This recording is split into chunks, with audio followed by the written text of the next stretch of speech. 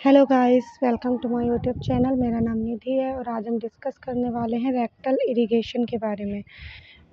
आप लोगों से एक चीज़ कहनी थी बेटा, आप लोगों में से बहुत सारे लोग मेरे वीडियोस को सीन करते हैं, देखते हैं, पर उनको लाइक नहीं करते और उसमें मतलब मेरे चैनल को प्रमोट नहीं करते। तो आप लोग मेरे वीडियोस को देखिए और उनको शेयर कीजिए और बहुत ज़्यादा ही मतलब मेरे चैनल को सब्सक्राइब कीजिए।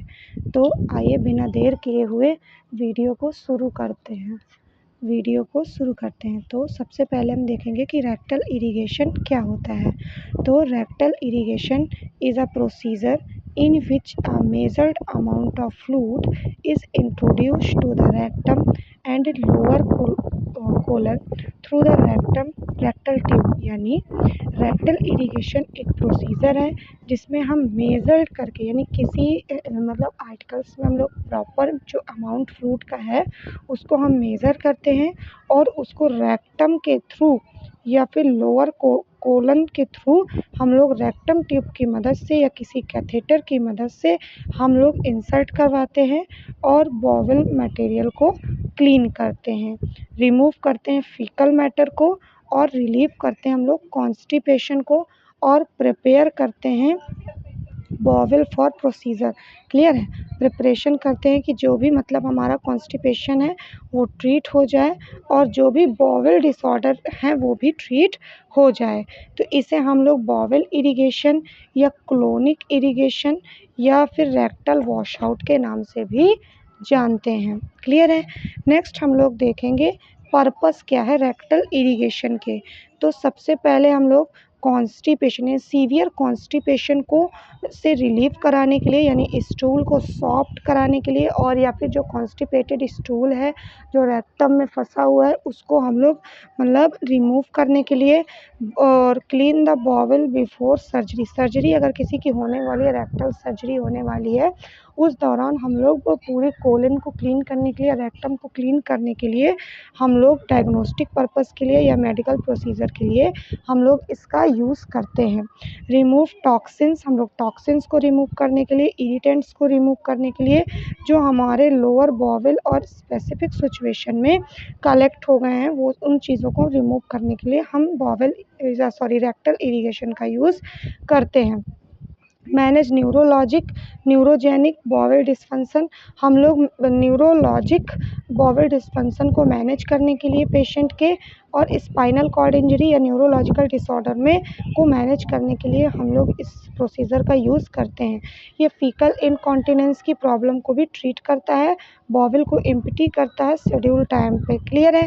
प्रिवेंट करता है ये फीकल इम्पैक्टेशन को और बेड रिडन पेशेंट है जो एल्डरली पेशेंट यानी जो जिनकी एज 60 या 70 ईयर्स से ज़्यादा है या जो बेड रिडन पेशेंट है या जो अनकॉन्शियस पेशेंट्स हैं उनसे हम लोग फीकल इम्पैक्टेशन से प्रिवेंट करने के लिए इसका यूज़ करते हैं और पेशेंट को कंफर्ट प्रोवाइड करने के लिए और प्रॉपरली बॉवल उनका फंक्शनिंग करे इस चीज़ से हम इम्प्रूव करने के लिए हम लोग बॉवल इरिगेशन का यूज़ करते हैं।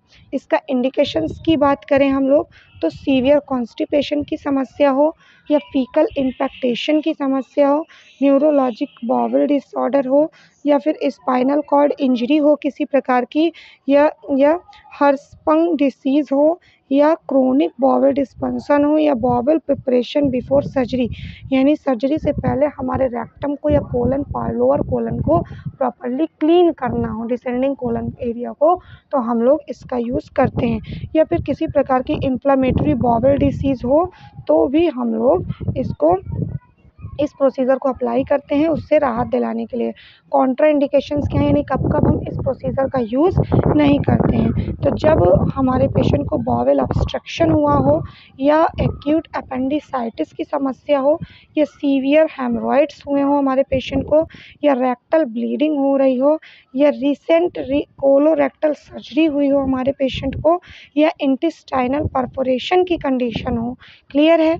या फिर सीवियर इन्फ्लेमेटरी बॉवल डिसीज़ हो उस कंडीशन पे या सीवियर एब्डोमिनल पेन हो रहा हो या अननोन कॉज हो उस कंडीशंस में हम लोग बॉवेल इरिगेशन का यूज़ नहीं करते हैं।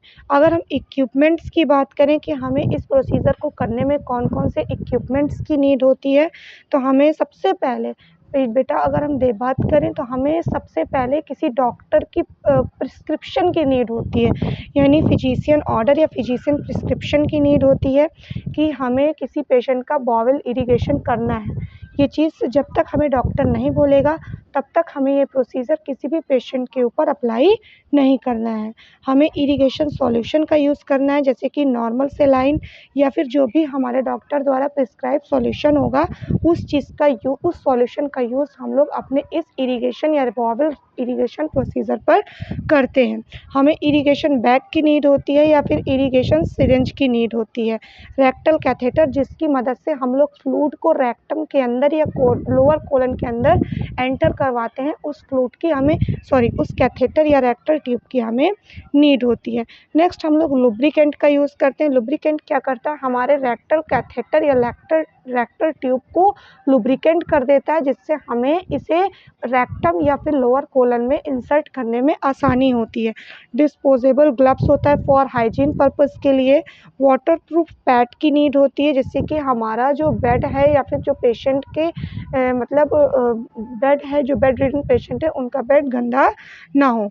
बेड पेन की हमें नीड होती है, हमें जो भी बॉवल मटेरियल है या फीकल मटेरियल है उसको कलेक्ट करने के लिए। एक्सेस टू टॉयलेट, क्लियर है।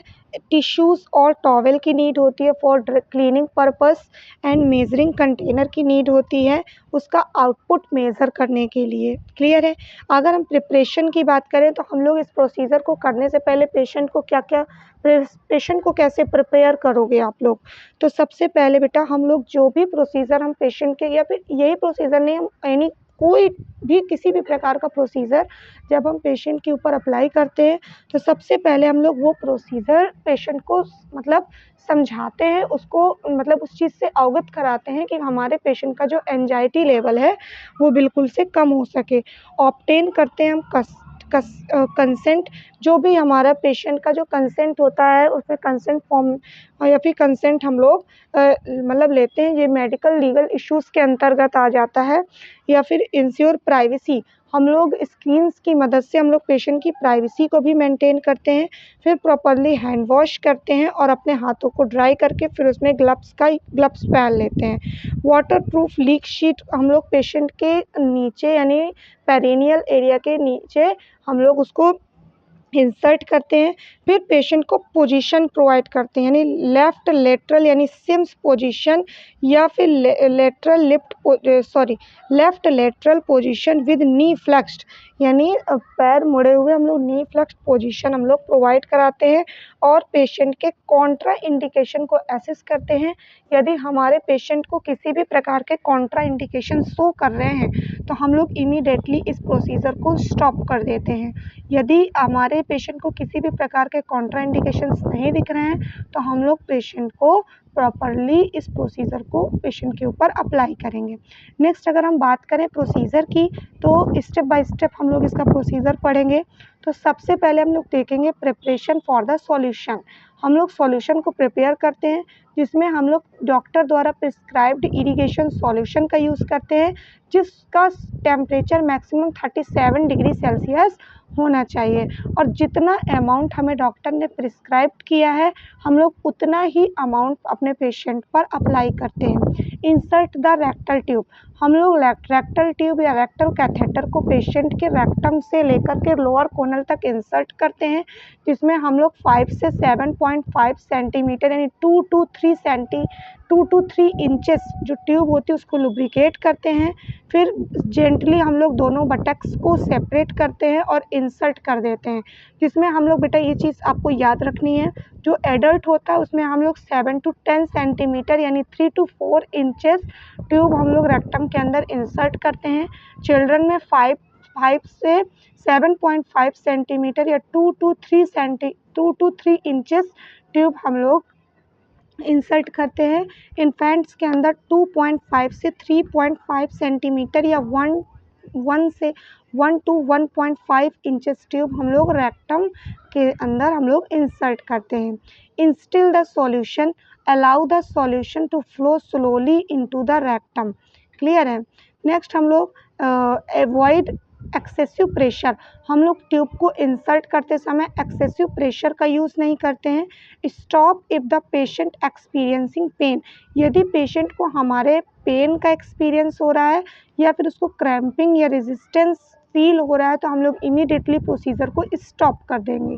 रिटेंशन है हमारा फोर्थ स्टेप, जिसमें हम लोग ask the patient to retain the solution for the prescribed time if possible, यानी हम लोगों को जो भी प्रिस्क्राइब्ड टाइम दिया गया है कि हमें कितनी देर तक सॉल्यूशन को पेशेंट के अंदर रखना है, उतनी देर के बाद हम लोग प्रॉपरली हम लोग सारे सॉल्यूशन को रिटेन करवा लेंगे। It helps the soften stool, ये जो सॉल्यूशन है ये हमारे पेशेंट के स्टूल को सॉफ्ट करेगा और स्टिमुलेट बॉवल इवैक्यूलेशन, और ये बॉवल इवैक्यूलेशन को स्टिमुलेट करेगा। नेक्स्ट इवैक्यूलेशन है फिफ्थ स्टेप, जिसमें हम लोग assist the patient to the toilet, commode और बेड पेन। अगर हमारा पेशेंट कॉन्शियस है तो हम लोग पेशेंट को टॉयलेट में ले जाएंगे और कमोड, या फिर अगर पेशेंट अनकॉन्शियस है तो हम उसको बेड पेन का यूज़ करवाकर पूरे टॉयलेट और मतलब बॉवल को हम लोग रिटेन आउट करवाएंगे।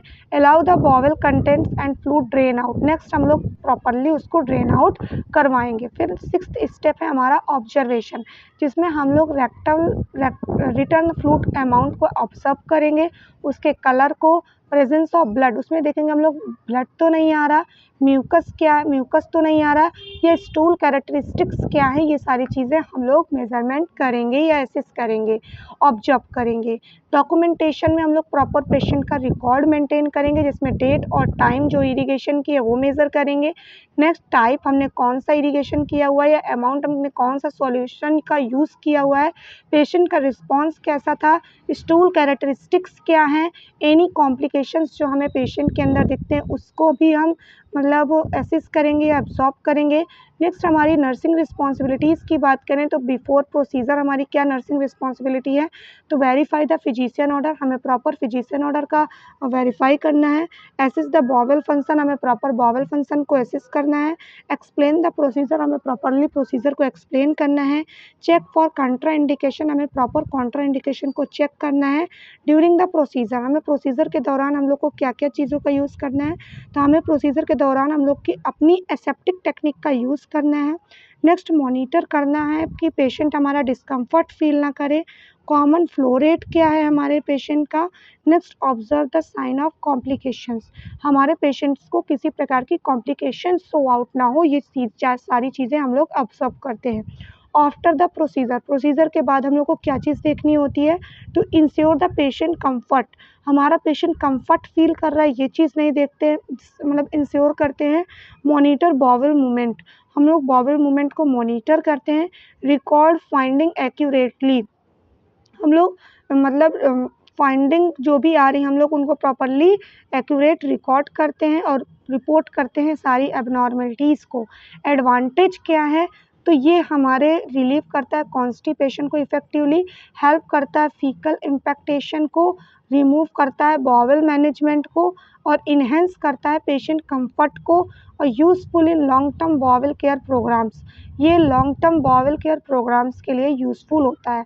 इसमें क्या क्या कॉम्प्लिकेशंस देखने के लिए मिल सकते हैं, तो कॉम्प्लिकेशंस की बात करें तो हमें एब्डोमिनल क्रैम्पिंग देखने के लिए मिल सकती है, रेक्टल इरिटेशन देखने के लिए मिल सकता है, रेक्टल ब्लीडिंग देखने के लिए मिल सकती है, इलेक्ट्रोलाइट इम्बैलेंस देखने के लिए मिल सकते हैं, बॉवल परफोरेशन देखने के लिए मिल सकता है, या फिर इन्फेक्शन या नौसिया और डिस्कम्फर्ट देखने के लिए मिल सकता है। सेफ्टी प्रिकॉशन की बात करें तो हम लोग use warm and not hot और सॉल्यूशन का यूज़ करते नहीं, वार्म वाटर का यूज़ करते हैं, बहुत ज़्यादा हॉट वाटर का हॉट सॉल्यूशन का यूज़ नहीं करते हैं। अगर पेशेंट को ब्लीडिंग हो रही है तो हम लोग प्रोसीजर को इमीडिएटली स्टॉप कर देंगे, मॉनिटर करेंगे अपने पेशेंट को पेन से या फिर एब्डोमिनल डिस्टेंशन को मेज़र करेंगे। फॉलो प्रिस्क्राइब्ड फ्लूइड वॉल्यूम, हम लोग प्रिस्क्राइब्ड फ्लूइड वॉल्यूम को फॉलो करेंगे और मेंटेन करेंगे पेशेंट डिग्निटी को और प्राइवेसी को। आई होप आपको बोवेल इरिगेशन से रिलेटेड सारे डाउट्स क्लियर हुए होंगे और इसी के साथ हम अपने वीडियो को ख़त्म करते हैं। तो आप लोग मेरे चैनल को लाइक करें, सब्सक्राइब करें एंड बेल आइकन को प्रेस करें। Thank you.